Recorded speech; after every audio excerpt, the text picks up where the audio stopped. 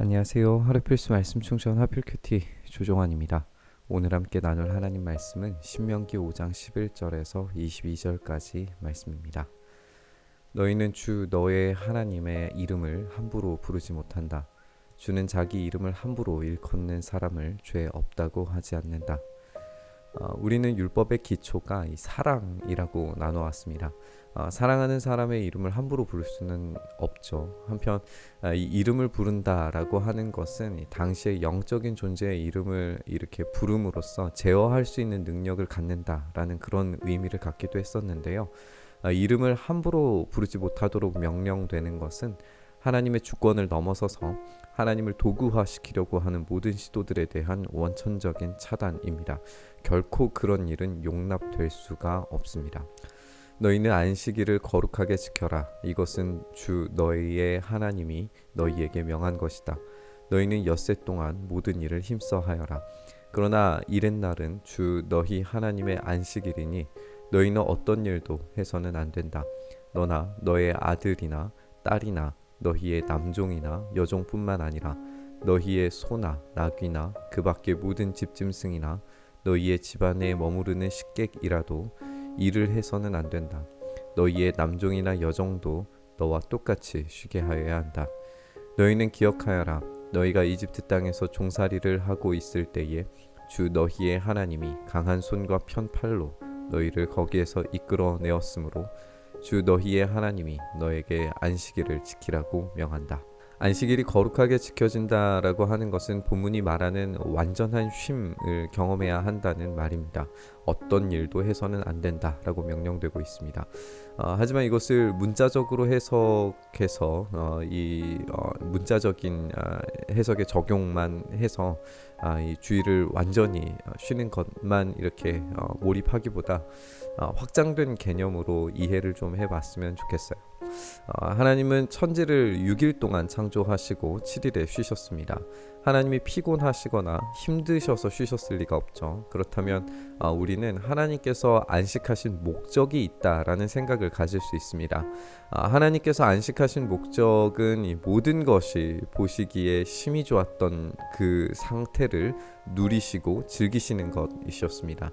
따라서 안식이라고 하는 건 하나님의 다스리심과 통치와 운영을 깊이 느끼고 인정하고 누리고 즐기는 겁니다. 이집트에 종살이 하던 때는 결코 쉼이 없는 무한한 노동만 있었죠. 그 노동은 이집트의 황제를 섬기기 위함이었고 그 대가로 돌아오는 것은 더욱 고된 노동밖에 없었습니다.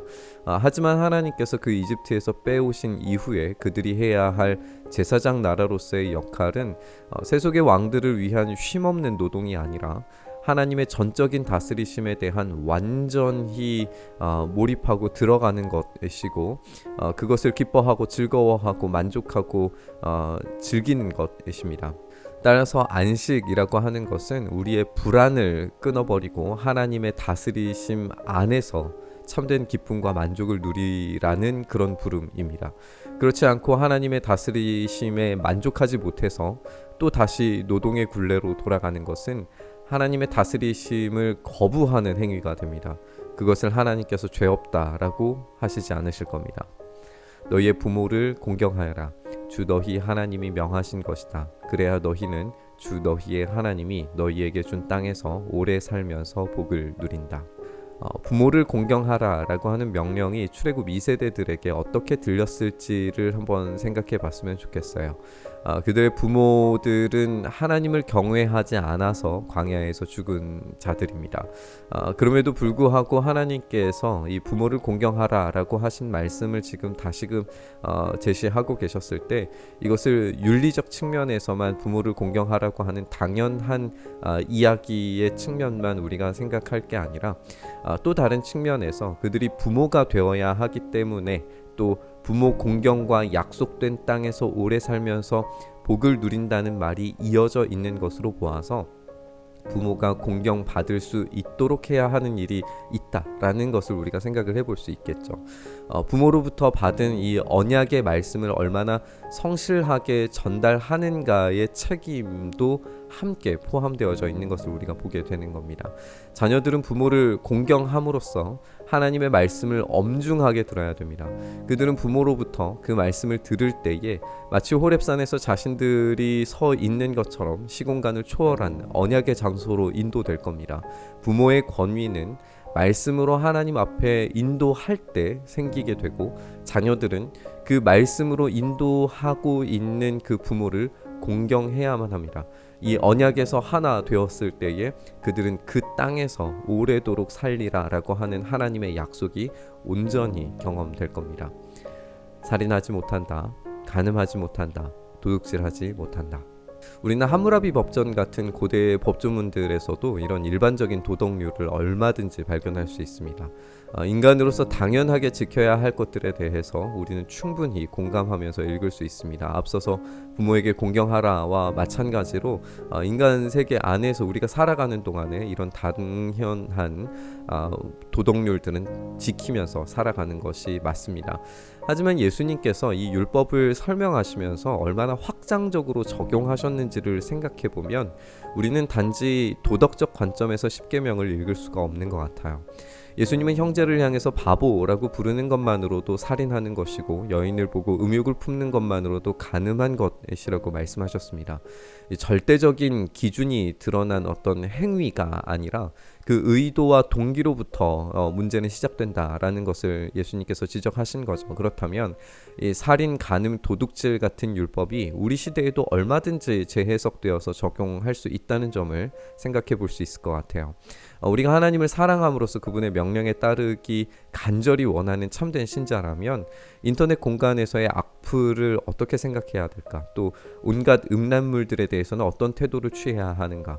또 저작권과 소유권에 대해서는 어떤 입장을 취해야 하는가? 등등의 질문을 던질 수 있겠죠. 율법은 결코 고정되어 있지 않습니다. 이것을 완성시키신 예수님 안에서 얼마든지 확장되고 재해석이 되어져서 지켜져야 됩니다. 왜냐하면 예수님께서 이 모든 율법을 완성시키셨기 때문입니다. 이웃을 모함하는 거짓 증언을 하지 못한다. 이웃의 아내를 탐내지 못한다. 이웃의 집이나 밭이나 남종이나 여종이나 소나 나귀나 할 것 없이 너희 이웃의 소유는 어떤 것도 탐내지 못한다. 이 거짓 증언과 탐욕으로 이웃의 것을 빼앗는 행위는 자연스럽게 연결되어서 표현되는 걸 보게 됩니다. 이스라엘이 하나님께서 허락하신 그 땅으로 들어가서 살할 때에 각자에게 허락된 경계가 생깁니다. 이것을 하나님께서 허락하셨고 이렇게 주신 것으로 그들은 받아들여야 합니다. 그런데 이 경계를 표시하는 그 경계석을 움직이는 것은 하나님께서 절대로 허락하시지 않으십니다. 하나님께서 허락하신 것을 거부하고 자신이 땅을 차지하겠다라고 하는 마음으로 경계석을 옮기게 되면 이것은 하나님에 대한 반역이 되죠.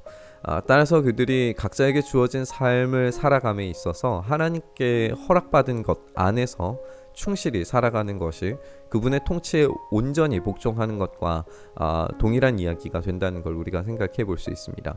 몇몇 경우에 어쩔 수 없이 토지가 매매되더라도 희년이 되면 원래 주인의 땅에게 돌아감으로써 자신의 세대에서 언젠가 한 번은 원래의 기회를 되찾을 수 있어야 되는 것이 하나님의 본래 계획이셨어요.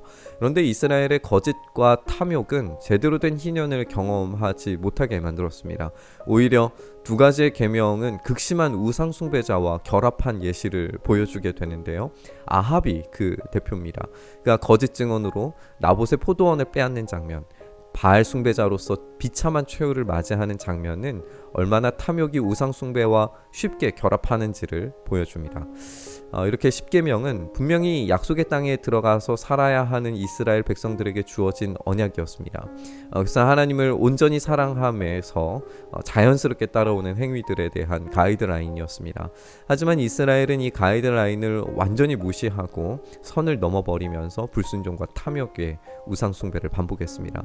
결국 하나님 사랑에 완전히 실패한 거죠. 우리는 십계명을 이 도덕법으로 접근할 때 너무나 편협한 이해를 가질 수밖에 없습니다. 우리는 더 넓게 접근하고 확장적으로 접근해서 사랑의 원리로 삶의 체계를 만들어가는 기초적인 재료로서 이 십계명을 사용하는 것을 생각해 보아야 됩니다. 십계명에 담긴 내용들은 하나님의 주권을 강력하게 표현하고 있고 그의 백성들은 사랑으로 반응할 때 나타나는 그런 자연스러운 현상들이라는 걸 우리가 알 수 있습니다. 하나님의 주권과 하나님을 향한 사랑이 만났을 때에 발생하는 상태가 명령문으로 제시된 거죠.